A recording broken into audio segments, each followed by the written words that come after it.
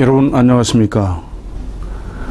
오늘은 정승판서가 줄줄이 난 남양홍씨 묘를 소개하겠습니다. 경기도 여주시 금사면 이포리에 있는 묘소입니다. 흔히 4대에 걸쳐서 재상이 5분이 났다 그래서 4대 5상이 난 그런 자리라고 얘기를 합니다. 여기서 보실 때는 묘가 하나같이 보이지만 올라가서 보면 묘가 셋이 있습니다. 이렇게 세 분입니다. 맨 위가 홍성민 선생, 그 자제분인 홍서익 선생, 그리고 밑에가 또 그 자제분인 홍명구 선생입니다. 이분들 후손들이 정승판서가 줄줄이 났습니다. 정승판서가 뭐 그렇게 대단하냐 하는 분들이 계시지만 그렇지 않습니다. 여러분 조영남 씨 노래에 보면 최진사집 셋째 딸 얘기도 나오지 않습니까? 진사만 돼도 세도가 대단할 때입니다. 그런데 정승판서가 어떻게 대단하지 않겠습니까? 홍성민 선생은 1536년 중종 때죠. 출생하셔서 1594년까지 사신 분입니다. 조선 중기의 문신이고 여러분 잘 아시죠? 서경덕 그리고 이황의 문인이었습니다. 서경덕 이황의 제자였다 그 말이죠. 식년문과에 병과로 급제하고 그러니까 과거급제를 했단 말이죠. 대사관, 호조참판, 예조판서, 대사한 그리고 판중추 부사, 대제하까지 역임하신 그런 분입니다. 그리고 그 자제분인 홍서익 선생은 1572년 선조 5년입니다. 출생하셔서 1623년 인조 원년까지 사셨어요. 광해군 때 정광문과에 갑과로 급제를 하셨어요. 후눔으로 통정대부가 되고 그리고 광해군의 그 어지러운 정치 그리고 당파 싸움을 보고 외직인 가평군수로 나갔습니다. 그리고 나중에 낙향을 해서 은거하면서 주역을 읽으면서 지내셨다고 합니다. 돌아가신 후에 이조판서에 추중이 됐습니다. 그리고 맨 아래에 있는 산소가 홍명구 선생인데요. 1596년 선조 29년에 출생하셔서 1637년 인조 15년까지 사신 분입니다.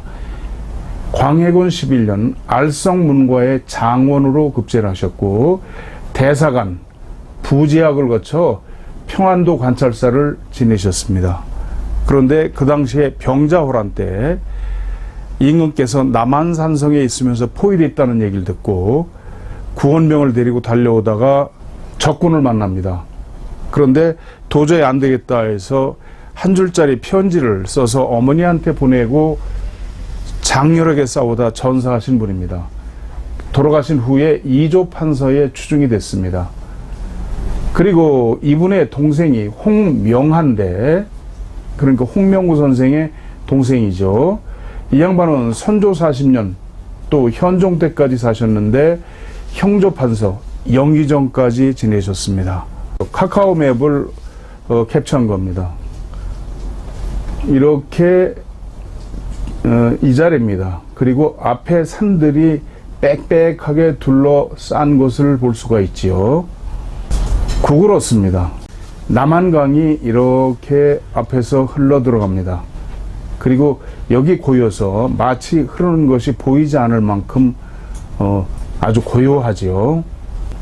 위에서 본 전면 안산입니다. 이 안산이 약간 아득하긴 하지만 상당히 대를 잘 이루고 청룡, 백호, 특히 청룡이 앞을 잘 싸고 있는 걸 볼 수가 있습니다. 저 멀리서 남한강이 흘러 들어오는데 일직선으로 들어오는 것이 아니라 이렇게 굽어서 이 앞에 고이듯이 고요하게 그렇게 보이는 그런 산소들입니다. 주변 사세를 한번 돌아보겠습니다.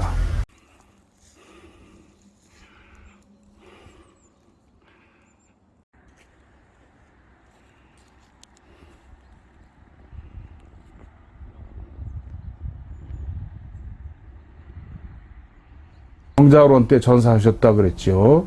그래서 이조판서에 추중이 되고 홍명화 선생이 영의정까지 했습니다. 그 자제인 홍중보 이분은 1612년 광해군 때죠. 그래서 현종까지 했는데 홍명구 선생의 아들로 병조판서 우참찬, 판의금부사 우의정까지 했습니다. 그리고 이 홍중보 선생의 아들 홍득우는 호조좌랑, 담양부사, 첨지중추부사를 지냈고요. 그 다음에 그 아들 홍치중은 영의정까지 또 지냈습니다. 그리고 그 후손 중에 홍순목은 고종 때 대사원, 이조판서, 영의정이 됐고요. 그리고 총리 대신 영중추부사. 또 그 아들, 홍순목의 아들인 여러분 잘 아시죠? 홍영식, 갑신정변 주역 가운데 한 분이죠. 김옥균, 박영효 등과 갑신정변을 주도했던 분입니다. 이분도 식년문과 병과로 급제라고 병조참판, 우정국 총판, 그리고 갑신정변의 장관이지만 좌의정까지 지냈습니다. 그러니 저 산소 밑으로 얼마나 많은 분들이 정승 판서가 났는지를 알 수가 있죠. 이렇게 보시면 산소가 일직선으로 있지 않고 앞에서 봤을 때 약간 홍성민 선생의 산소는 좌측으로 있고 이 두 분은 일직선으로 내려왔습니다. 왜 그런지를 명당 탐지기 관룡자 심룡척을 가지고 측정해 봤습니다. 여기는 경기도 여주시 금사면 이포리 산 14-2 홍성민 선생 3대 묘가 있는 데입니다. 여기는 4대의 오상이 났습니다. 그러니까 4대에 걸쳐서 물론 추존된 경우도 있습니다만 영의정 등등 해서 5명의 재상이 난 그런 자리입니다. 제 제자들하고 수십 년 전부터 많이 다녔고 저 앞에 이포대교가 생기기 전에 여기는 이포 나루였습니다. 그때부터도 다녔습니다. 그런데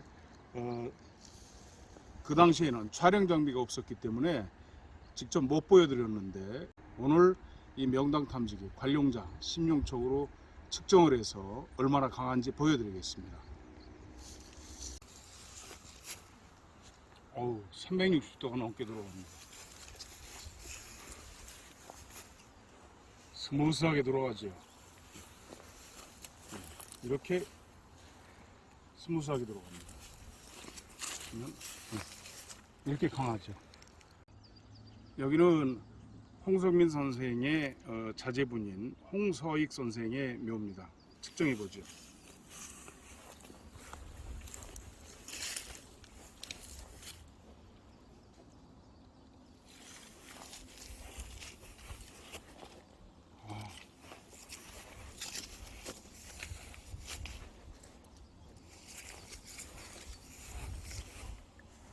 아주 강합니다. 항공지도입니다. 맨 위에 홍성민 선생, 그리고 그 자제분 손자, 산소가 이렇게 있는데 약간 왼쪽에 있고 두 분은 우측으로 있는 걸 볼 수가 있습니다. 측정을 해봤더니 여기서 작동을 하고 여기서 작동을 합니다. 이렇게 작동을 하고 요 밑에 그 자제분 자리부터는 약간 우리가 앞에서 봤을 때 오른쪽으로 약간 치우쳤습니다.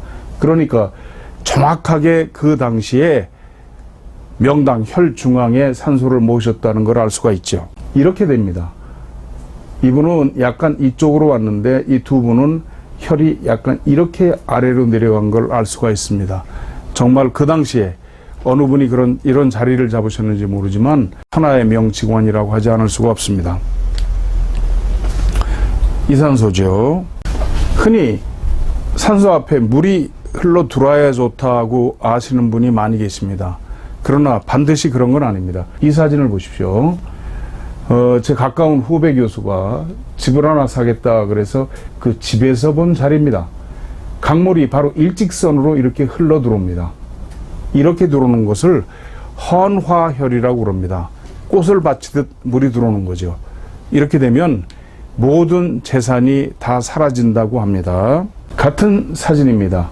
이렇게 해서 앞으로 찔러 들어옵니다. 물이. 이러면 안 된다 그 말씀이죠. 그럼 어때야 되느냐. 여기는 서울 동작동 국립현충원에 있는 이승만 대통령 묘소입니다. 여기서 보면 이 앞에 한강물이 흘러 들어와서 마치 그득하게 고인 듯 합니다. 이래야 되는 거죠.